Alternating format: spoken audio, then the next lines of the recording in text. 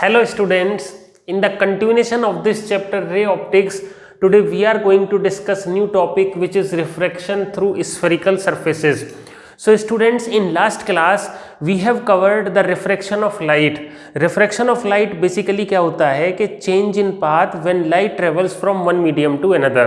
मतलब एक मीडियम से लाइट जब दूसरे मीडियम में जाती है तो अपने पाथ को चेंज कर लेती है. It is because of the refractive index of the medium. एक मीडियम से जब दूसरे मीडियम में लाइट ट्रेवल करती है तो रिफ्रैक्टिव इंडेक्स डिफरेंट होने की वजह से लाइट का रिफ्रैक्शन होता है, मतलब वो अपने पाथ को चेंज करती है. तो इसको लेके हमने काफ़ी important phenomena total internal reflection को लास्ट क्लास में डिस्कस किया था और हमने प्लेन सरफेसेस से रिफ्रैक्शन को पहले डिस्कस कर लिया था. तो आज की क्लास में स्टूडेंट्स हम क्या करने जा रहे हैं, हम रिफ्रैक्शन एट स्फेरिकल सरफेसेस करेंगे.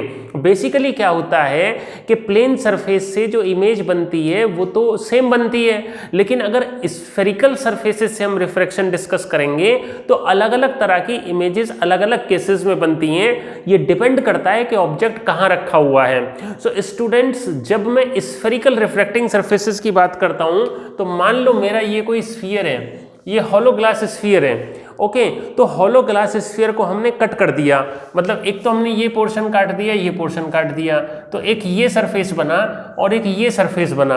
अब डिपेंड करेगा कि रिफ्रैक्शन किस सरफेस से हो रहा है, मतलब रिफ्रैक्टिंग सरफेस कैसी है. तो जिस सरफेस से रिफ्रैक्शन हो रहा होगा उसी तरह का हम सरफेस को कंसीडर करेंगे. जैसे मान लो ये वाली मेरी सरफेस है, तो इस सरफेस में क्या होगा, लाइट जनरली लेफ्ट से आती है. We assume that object is placed on the left. तो लेफ्ट से जब लाइट आएगी तो इस सरफेस से रिफ्रैक्शन होगा और ये हमारी बनेगी convex spherical refracting surface. So students, there are two types of spherical refracting surface. दो तरह की रिफ्रैक्टिंग सरफेसेस होती हैं, एक तो कॉन्वेक्स स्फेरिकल रिफ्रैक्टिंग सरफेस और एक कॉनकेव. तो स्टूडेंट्स, मेथड दोनों का एक ही है. हमें करना क्या है, हमें एक स्फेरिकल सरफेस लेके उससे रिफ्रैक्शन डिस्कस करना है. रिफ्रैक्शन डिस्कस करने का मतलब ये है कि भाई कहाँ ऑब्जेक्ट रखा हुआ है, कहाँ इमेज बन रही है, एंगल ऑफ इंसिडेंस क्या है, एंगल ऑफ रिफ्रैक्शन क्या है, जो मीडियम है उनके रिफ्रैक्टिव इंडेक्सेस में क्या रिलेशन है. तो अब ये जो स्फेरिकल रिफ्रैक्टिंग सरफेस है इसके कुछ कुछ इंपॉर्टेंट फीचर मैं आपको बता देता हूँ. एक तो इसका ये मिड पॉइंट होता है, इसको बोलते हैं पोल, और यहाँ कहीं इसका सेंटर होगा, और ये जो लाइन होती है जो पोल और सेंटर ऑफ कर्वेचर से पास होती है इसको हम बोलते हैं प्रिंसिपल एक्सिस. ओके, और इस तरह से इस केस के केस में भी, कॉनकेव सरफेस के केस में भी ऐसा ही हो जाएगा. और पोल से लेकर इसका जो होता है इसको बोलते हैं हम रेडियस ऑफ कर्वेचर. अब स्टूडेंट्स, आपको ये ध्यान रखना है कि हम इसमें कुछ एजम्पशन लेते हैं, मतलब कुछ एज्यूम करके ही हम ये सब ऑप्टिक्स में डिस्कस करते हैं. तो एजम्पशंस हमारे होते हैं, पहला तो ये होता है कि जो ऑब्जेक्ट का साइज है वो काफ़ी कम है, ऑब्जेक्ट इज पॉइंट साइज, ये एज्यूम करके हम डिस्कस करेंगे रिफ्रैक्शन एट स्फेरिकल सरफेसेस. दूसरा, angle of incidence and angle of refraction are small, मतलब जब हमारे एंगल ऑफ इंसिडेंस और एंगल ऑफ रिफ्रैक्शन स्मॉल होते हैं तभी हम ये रिफ्रैक्शन डिस्कस करते हैं स्टूडेंट्स. और आपको ये ध्यान रखना है कि मैथमेटिक्स में, ट्रिग्नोमेट्री में क्या होता है कि भाई जब angle of incidence I small होता है तो साइन आई की वैल्यू आई के इक्वल हो जाती है और साइन आर की वैल्यू आर के इक्वल हो जाती है, और साइन थीटा को और टेन थीटा सेम होते हैं, मतलब टेन आई को भी आई के इक्वल लिख ले. मतलब अगर एंगल स्मॉल है 10 डिग्री तक है तो एंगल की वैल्यू और उसके साइन और टेन की वैल्यू सेम होती है. ये हमारा काफ़ी यूजफुल रिजल्ट है. और एक और तीसरा एजम्पशन होता है एपर्चर इज स्मॉल. अब ये एपर्चर स्मॉल का मतलब क्या है, तो एपर्चर क्या होता है, जो स्फेरिकल सरफेस हमारी है उसके जितने पोर्शन पे लाइट पड़ रही है, aperture is the portion of surface expose to the incident light. तो जितनी सरफेस पर लाइट पड़ेगी ना वो उसका एपर्चर होगा कि नहीं होगा, एपर्चर होगा, बिल्कुल होगा. तो एपर्चर हमारा छोटा होना चाहिए. अब इन एजम्पशंस को ध्यान में रखते हुए हमें काफ़ी इंपॉर्टेंट डेरिवेशन करने जा रहे हैं, और वो इंपॉर्टेंट डेरिवेशन हमारी है refraction at convex spherical refracting surface. Refraction at convex spherical refracting surface और from denser to rare medium. अब देखो क्या होगा, रेयर टू डेंसर का मतलब स्टूडेंट्स ये होता है कि भाई हमारा जो ऑब्जेक्ट है वो रेयरर मीडियम में रखा हुआ है। जो हमारा ऑब्जेक्ट है वो कहाँ रखा हुआ है, रेयरर मीडियम में रखा हुआ है। तो अब रेयर मीडियम में देखो क्या होगा, अब इमेज कैसी भी बन सकती है, मतलब इमेज रियल बनेगी या वर्चुअल बनेगी ये तो डिपेंड करेगा ना कि भाई ये ऑब्जेक्ट कहाँ रखा हुआ है। तो अगर ऑब्जेक्ट हमारा दूर रखा हुआ है प्रिंसिपल एक्सिस के ऊपर तो हमारी रियल इमेज बनती है। अब मैं यहाँ पर इसकी एनालॉजी को एक्सप्लेन कर देता हूँ, आप ध्यान से समझना। ये मेरा स्फेरिकल रिफ्रैक्टिंग सरफेस है, ओके, ये स्फेरिकल रिफ्रैक्टिंग सरफेस हो गया, कर्व्ड सरफेस है, और ये ग्लास का मटेरियल है, ग्लास का स्फेरिकल रिफ्रैक्टिंग सरफेस है। तो ये इधर मेरा डेंसर मीडियम हो गया, ओके, डेंसर मीडियम हो गया, और ये इधर रेयरर मीडियम हो गया। मतलब object is placed in rarer medium of refractive index μ1, और ऑब्जेक्ट पॉइंट साइज है जो कि हमारा पहले से असम्पशन लिया हुआ है, और ये प्रिंसिपल एक्सिस के ऊपर रखा हुआ है। मटेरियल ऑफ सरफेस का जो रिफ्रैक्टिव इंडेक्स है वो μ2 है, मतलब ये हमारा डेंसर मीडियम है, ओके। तो अब क्या होगा, रिफ्रैक्शन का फंडा तो आप सभी जानते हो ना। आप कहोगे सर कि अब रिफ्रैक्शन की आप बार बार बात कर रहे हो, भाई रिफ्रैक्शन तो लाइट जब एक मीडियम से दूसरे मीडियम में जाती है तो बेंडिंग ऑफ लाइट होता है ना। तो यहाँ पर जो मेरा एक मीडियम से दूसरे मीडियम में लाइट जाएगी तो सरफेस पर ही रिफ्रैक्शन होगा। तो ये ऑब्जेक्ट से लाइट ट्रेवल करती है और इस पॉइंट पर स्ट्राइक करती है, किस पे स्ट्राइक करती है, ए पॉइंट पर सरफेस के। अब आपको ध्यान रखना होता है, हमें प्रॉब्लम ये आती है कि जब लाइट सरफेस पर स्ट्राइक करती है तो it will bend towards the normal और अवे फ्रॉम द नॉर्मल।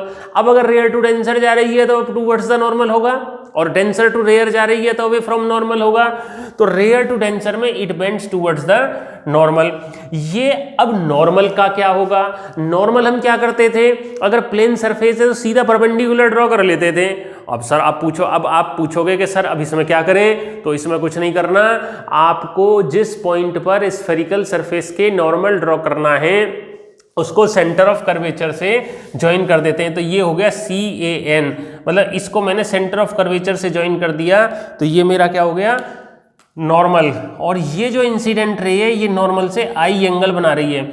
अब ये टूवर्ड्स द नॉर्मल बेंड हो गई जी। अब ये आर एंगल ऑफ रिफ्रैक्शन हो गया। एक लाइट रे सीधी जाएगी, जो नॉर्मल इंसिडेंस का केस होता है वो तो लाइट रे सीधी जाती है। अब हमें किसी ऑब्जेक्ट का इमेज बनने के लिए कितना लाइट रेज का इंटरसेक्शन चाहिए, अगर किसी पॉइंट पर 2 रेज ऑफ लाइट इंटरसेक्ट करती हैं तो उस पॉइंट पर इमेज बनती है कि नहीं, ये तो हाँ सर बनती है, ये तो 10th क्लास में ही हमने पढ़ा है। तो इस आई पॉइंट पर ये 2 लाइट रे इंटरसेक्ट कर रही हैं आफ्टर रिफ्रैक्शन, तो आई पर इमेज बन गया। अब ये इमेज कैसा बना, ये इमेज हमारा बना real image, because light rays are actually intersecting.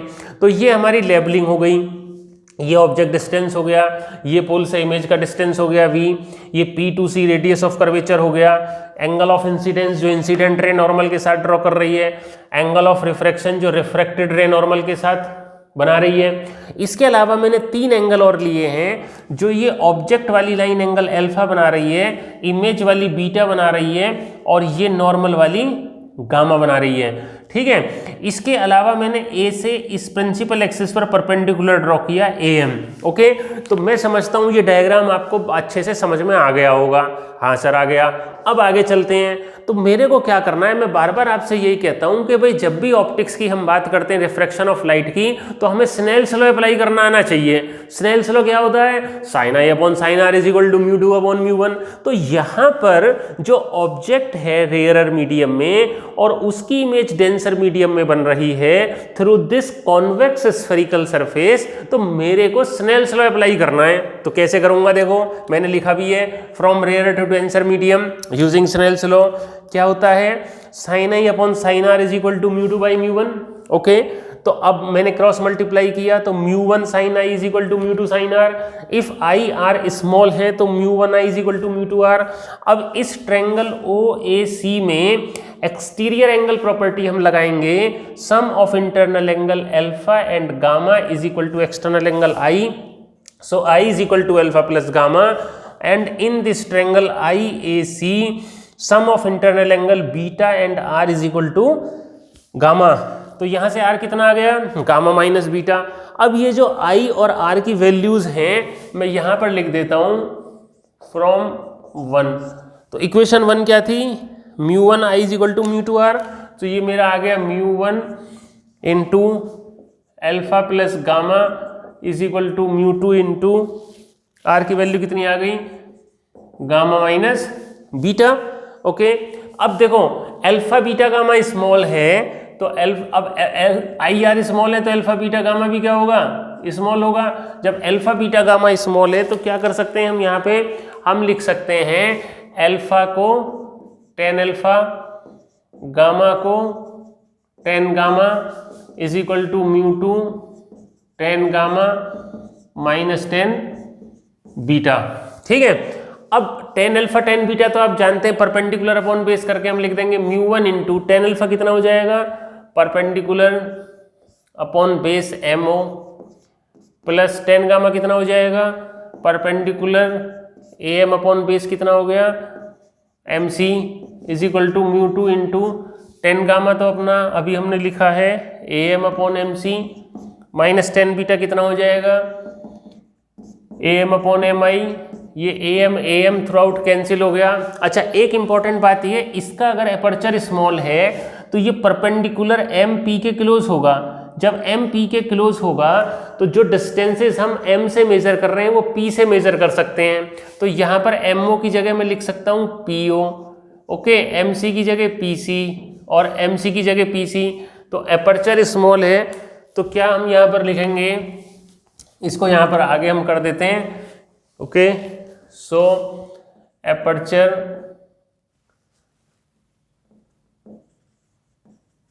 Aperture is small, so μ1 into 1 upon PO plus 1 upon PC is equal to μ2 into 1 upon PC minus 1 upon PI। Okay, अब PO क्या है, PO हमारा object का distance है, but देखो sign convention आपने 10th class में पढ़ा होगा, अपोजिट टू इंसिडेंट लाइट है तो ये आ जाएगा minus u. So μ1 into 1 upon minus u plus PC हो गया 1 upon R, okay, is equal to μ2 into 1 upon R minus PI हो गया 1 अपॉन V। तो यहाँ से करने के बाद एक फॉर्मूला हमारा निकल के आएगा, और जो बहुत ही स्टैंडर्ड फॉर्मूला होगा वो क्या फॉर्मूला आने वाला है वो आपको याद रखना है, और वो सेम रहेगा, मतलब रेयर टू डेंसर के केस में वो सेम रहेगा। That is coming as μ1 upon minus u plus μ2 upon V is equal to μ2 minus μ1 by R। ये देखो, मतलब if there is an object placed in a rare medium, okay, then refraction from rare to denser, the relation between μ1 μ2 u v and r, μ1 upon minus u plus μ2 upon v is equal to μ2 minus, देखो ये v minus 1 upon v इधर चला गया तो plus हो गया। So this is the relation which is coming out for refraction from rare to denser medium. Students, आपको ये ध्यान रखना है, चाहे तो हमारी रियल इमेज बने, चाहे वर्चुअल इमेज बने, चाहे कॉन्वेक्स सरफेस से रिफ्रैक्शन हम डिस्कस करें, चाहे कॉन्केव सरफेस से रिफ्रैक्शन डिस्कस करें, यही हमारा सेम रिजल्ट आएगा, μ1 upon minus u plus μ2 upon v is equal to μ2 minus μ1 by r। लेकिन अगर डेंसर टू रेयर है, डेंसर टू रेयर का मतलब अगर हमारा ऑब्जेक्ट डेंसर मीडियम में है, अब ये रेयर टू डेंसर का मतलब होता है कि object is in rare medium and image is in denser medium, और हमेशा हम क्या करते हैं, रेयर मीडियम का रिफ्रैक्टिव इंडेक्स μ1 लेते हैं और डेंसर मीडियम का रिफ्रैक्टिव इंडेक्स μ2 लेते हैं। तो अगर रेयर टू डेंसर है, ये बहुत इंपॉर्टेंट बात है, अगर हमारा रेयर टू डेंसर रिफ्रैक्शन हो रहा है, so this is the relation μ1 upon minus u plus μ2 upon v is equal to μ2 minus μ1 by r। But अगर हमारा refraction for denser to rarer तो क्या होगा, μ1 और μ2 इंटरचेंज हो जाएंगे, तो ये हो जाएगा μ2 upon minus u plus μ1 upon v is equal to μ1 minus μ2 by r। ये हमारा रिजल्ट निकल के आ जाएगा for denser to rare. So students आपको ये ध्यान रखना है कि रेयर टू डेंसर में ये फॉर्मूला होगा, चाहे कोई भी सरफेस है, रेयर टू डेंसर में सेम फॉर्मूला होगा μ1 upon minus u plus μ2 upon v is equal to μ2 minus μ1 by R. चाहे कॉन्वेक्स सरफेस है, चाहे कॉन्केव सरफेस से रिफ्रैक्शन हो रहा है, चाहे हमारी रियल इमेज बन रही है, चाहे हमारी वर्चुअल इमेज बन रही है, फॉर्मूला सेम ही आएगा और सेम मेथड से हम उसको करेंगे। स्नेल्स लॉ लगाएंगे, अल्फा बीटा गामा लिखेंगे और उससे रिलेशन निकल के आ जाएगा। बट अगर हमारा डेंसर टू रेयर है तो μ1 और μ2 को इंटरचेंज कर देंगे। और ये भी आपको ध्यान रखना है, डेंसर टू रेयर में चाहे हमारा कॉन्वेक्स सरफेस से रिफ्रैक्शन हो रहा है, चाहे कॉन्केव सरफेस से रिफ्रैक्शन हो रहा है, चाहे रियल इमेज बन रही है, चाहे वर्चुअल इमेज बन रही है, फॉर्मूला हमेशा यही रहेगा। तो आज की क्लास में हमने काफी इंपॉर्टेंट रिजल्ट किया refraction through spherical surfaces. So rare to denser का ही हम स्टूडेंट्स करते हैं और एनसीईआरटी में यही दिया हुआ है और यही डेरिवेशन एग्जाम में भी पूछा जाता है। वैसे मैं जितने भी केसेस पॉसिबल हैं वो आपको नोट्स भेज दूंगा ग्रुप में और आप प्रैक्टिस कर सकते हैं उसकी, और मेथड सेम ही रहेगा और रिजल्ट भी रेयर टू डेंसर का सारे केसेस में सेम आने वाला है और डेंसर टू रेयर का सभी केसेस में सेम आएगा। So we will continue in the next class. Okay, thank you and thank you so much.